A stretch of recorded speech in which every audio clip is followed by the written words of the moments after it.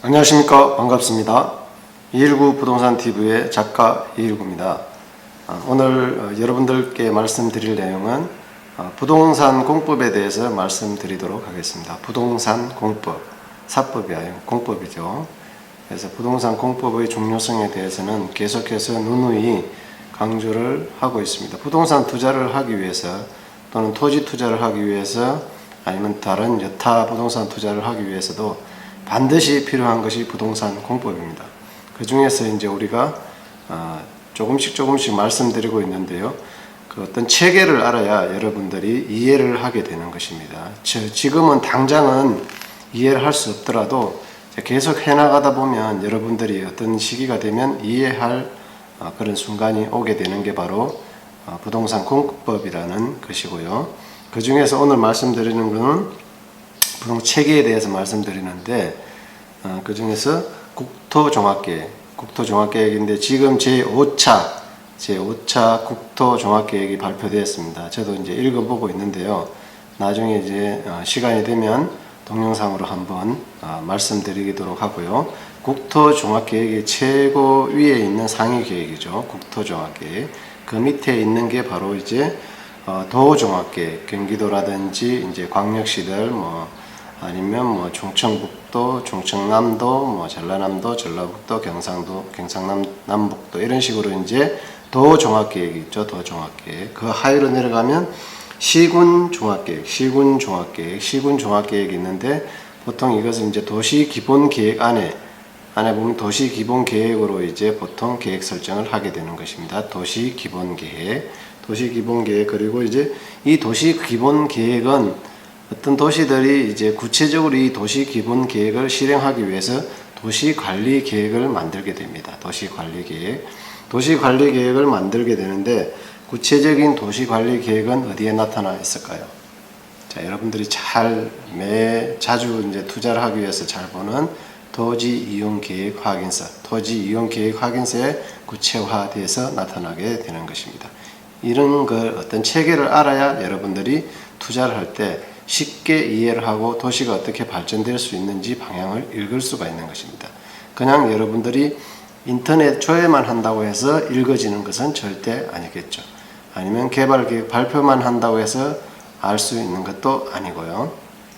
그래서 여러분들이 반드시 알아야 되는 것이 도시관리계획, 그 중에서 토지이용계획 확인서를 떼보면 어떤 게 나오냐 하면 이제 용도지역, 용도지구, 용도구역의 지정 및 변경에 관한 사항이 나오게 됩니다. 여기서 계획관리, 생산관리 이런 이제 용도지역에 대해서 나오게 되죠. 도시지역, 이제 농림지역 이런 용도지역 이런 걸 이제 세세히 알아야 되고요. 그 다음에 기반시설의 설치, 정비, 개량에 대한 사항도 나오게 됩니다. 그리고 도시개발사업, 다음으로는 도시정비사업, 그 다음에 다섯 번째로는 지구단위 계획구역의 지정 또는 변경과 계획에 관한 사항, 이런 사항들도 토지이용계획 확인서를 떼보면 나타나 있게 되는 것입니다. 그래서 여러분들이 이제 이걸 떼서 볼 줄만 아는 것으로 만족하는 게 아니고 이제 이게 어떻게 구체화될지를 해석하는 능력, 항상 해석하는 능력이 중요하다고 제가 계속 반복적으로 이야기를 해왔습니다. 그래서 이제 도시관리계획 중에서 우리가 이제 도시관리계획이 굉장히 중요한데 토지이용계획 확인서를 이해하고 해석하기 위해서 필요한 게 이제 도시관리계획 토지이용계획 확인서라고 했죠. 그 안에는 용도지역, 용도지구, 용도구역. 용도지역은 토지의 경제적 효율적 이용, 공공복리의 정진을 위해서 필요한 것이고요. 용도지구는 용도지역의 기능 정진, 미관, 경관, 안전 등을 도모하기 위해서 한마디로 규제를 하는 거죠. 용도지역에서 폭넓게 풀어줬다고 하면 용도지구로서 규제를 한다고 볼 수가 있습니다.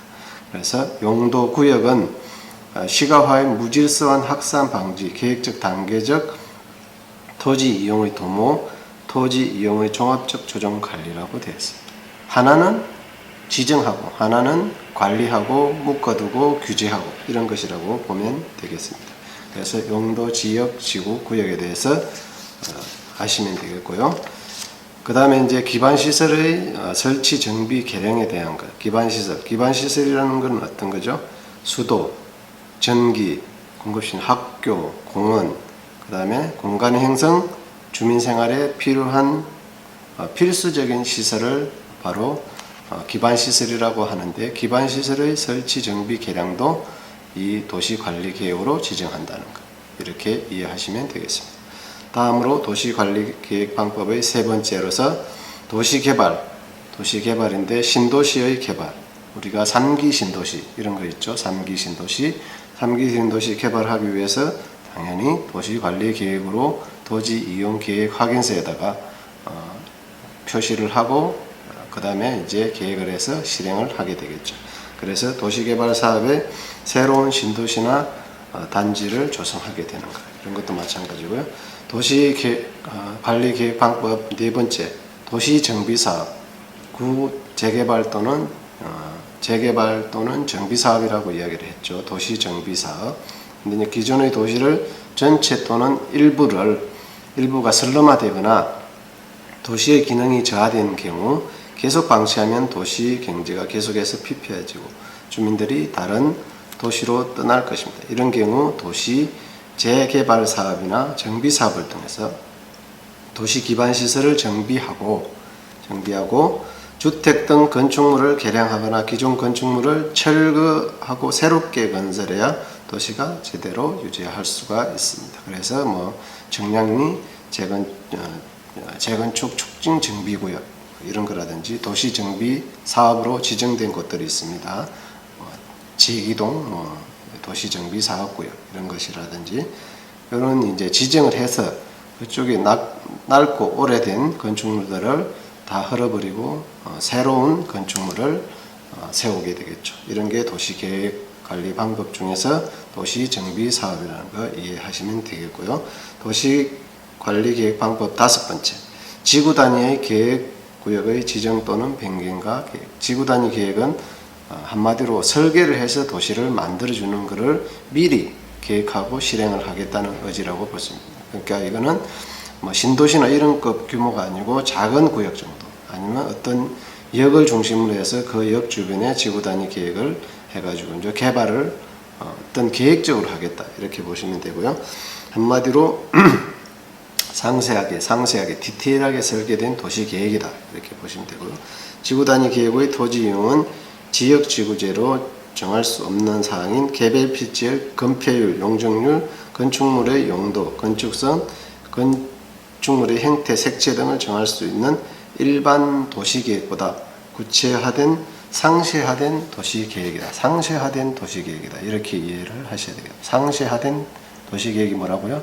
지구단위 계획. 예전에는 1종 지구단위 계획, 2종 지구단위 계획 있었는데 지금은 하나로 통폐합돼서 지구단위 계획이라고 통칭 말하고 있습니다. 그래서 도시는 왜 계획적으로 관리가 되어야 하는가?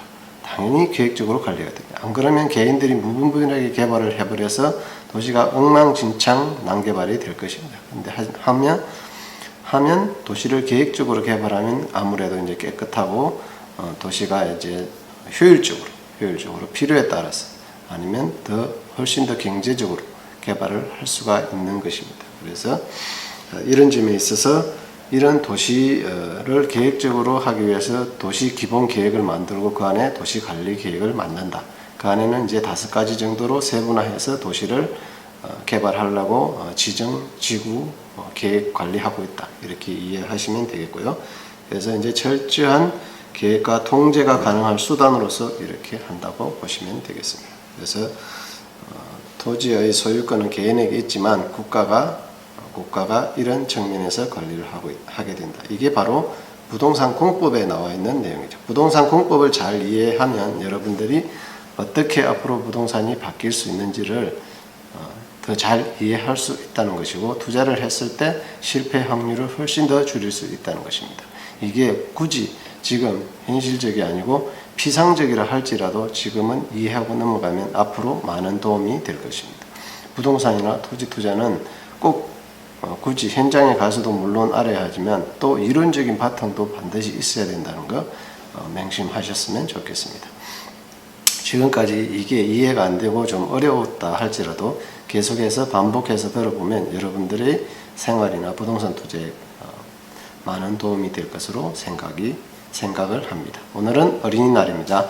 하지만 여러분들 오늘 어린이날이라고 또는 부동산 투자에 있어서 쉬는 날이 어디 있겠습니까? 열심히 다른 사람보다 먼저 움직이고 행동한다면 더 많은 것을 얻어올 수 있는 그런 좋은 여유 시간이라고 생각하시고 열심히 이론 공부, 현장 공부 하시기를 부탁드리겠습니다. 내용 좋았다면 구독, 좋아요, 댓글 반드시 남겨주시면 제가 여러분에게 더 좋은 콘텐츠로 보답하도록 하겠습니다.